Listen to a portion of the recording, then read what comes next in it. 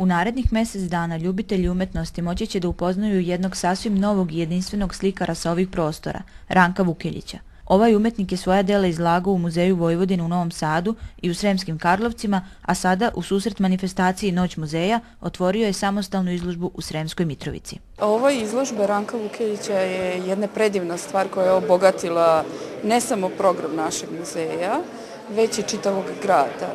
Ja mislim da će Sremska Mitrovica biti ponosna što je doživela ovu izložbu.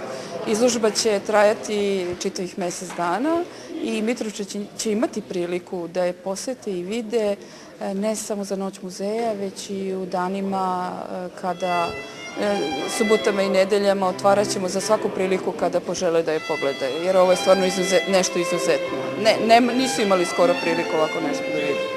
Ranko Vukelić je akademsko obrazovanje i ugled stekao u Australiji gde je živeo 20 godina.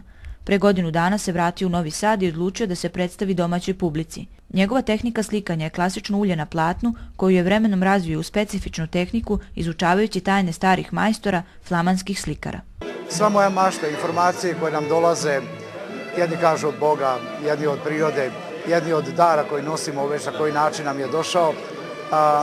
Jednostavno te slike sam zamišljao, ali klasično i običan pristup obrazovanju nije bio dovoljan.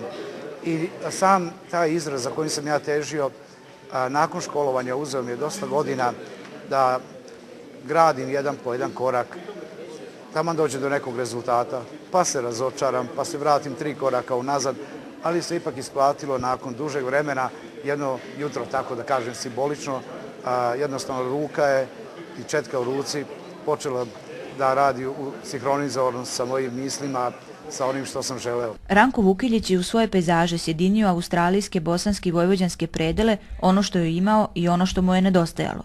Snažan kolorit, folklorni i etnografski motivi, ćirilični natpisi, plavetnilo na njegovom platnu omogućavaju da njegove slike budu prihvaćene i prepoznate svuda u svetu.